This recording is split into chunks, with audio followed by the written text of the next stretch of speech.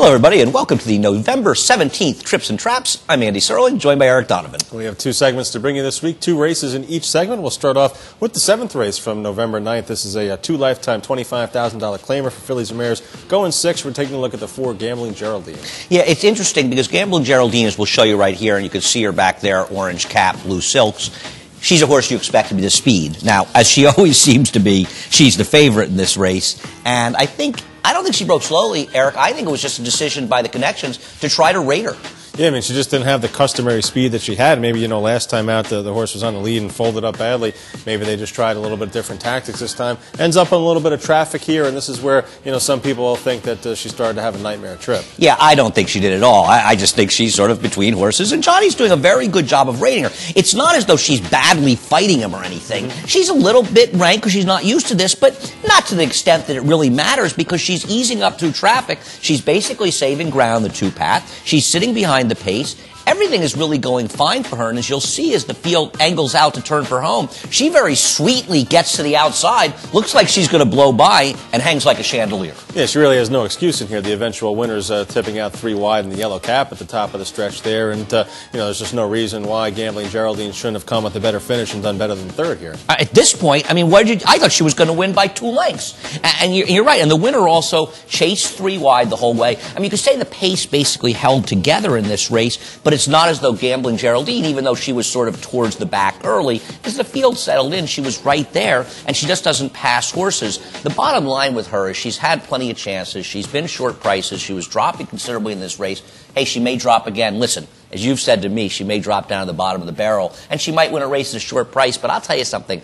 I just think she's a good short-priced horse to keep trying to take a chance against. Yeah, I agree. I don't think she's anything all that special, and, I think maybe the right circumstance for her is dropping into the bottom, catching a field with not much speed and not a whole lot of talent, and maybe she, finds the right spot. Maybe she will, but she feels like a horse the next time she runs, people will perceive that she had some trouble in this race, and I don't think she had trouble. I think she had a very good trip. Well, we'll move on to the turf now. This is the 7th race from last Thursday, November 10th. This is a 9-1 New York bred allowance for fillies and mares. We're going to take a look at the 5 Love Stands a Chance and the 8 Strike a Line through it. The 5 Love Stands a Chance, a horse that has had some trouble recently, being able to relax in a race, and Love Stands a Chance is going to display that trouble once again here today.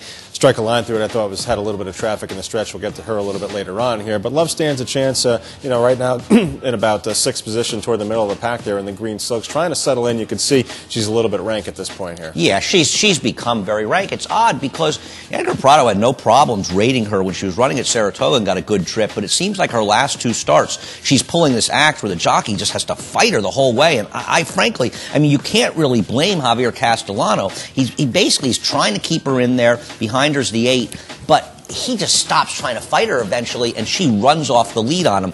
Not a tactic that's going to win a lot of races. No, you see right there, Javier's done about as much as he can, and then Love Stands a Chance just kind of takes off on him, and she makes this big move, picks up about 6 lengths here prematurely on the backstretch, and is going to end up being on the lead soon. The problem I have with her is that she's had Jose Lezcano on her last time. She's had Javier Castellano on her in this race here, so she's had good jockeys on her. She can't relax. She can't rate. She's making these middle moves, which people think are, kind of a, more of a troubled trip than anything else. But, next time out, whether or not it's here or somewhere else, or she gets a little bit of a break, she's starting to display bad habits that I think can be a little bit chronic, and I think maybe she might be better off suited to a 1-turn mile at Belmont or a 7-furlong race at Belmont. I'm not sure what she's suited right now. It's also a reasonable chance this field won't get together again, as the turf season has a few weeks left, maybe one more chance.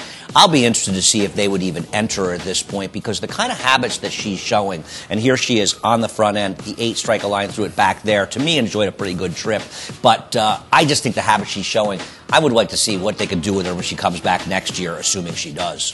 Now, as far as Strike a Line through it goes, going to the inside here beneath jockey Ryan Curatolo, and there's some traffic there. He never really has to stop riding her, but it just seemed like there was a couple of horses in front of her and never really had a chance. There's some other horses toward the outside there that seems like she's just doing a little bit better than the horses behind her a little bit. Seems like she wants to run on a little bit there. Don't know that she had a big seam to run through. Look, she's a horse that took a long time to break her mate in 13 starts, but she's never really run a bad race in the turf. She's probably, if she makes it back in this condition, she's probably going to get somewhat of a watered down field a little bit. I think she might have a shot, even though it took her so long to break her maiden. I don't think she's much worse than a lot of the horses in this race. I hear what you're saying there. My problem is I think the way the race developed fell into her lap. Cortolo had her in a good spot, a comfortable spot, saving ground, got through. So I don't know what better could have happened to her than happened in this race. I don't think she ran badly. I just don't know how much more upside she has. Yeah, that's a good point. I mean, we'll see what happens with her if she does make it back one more time. And this race was November 10th, and we could see turf racing up until the second week of December, I would think, and a race like this could very well come back if we don't get any more rainstorms like we had yesterday.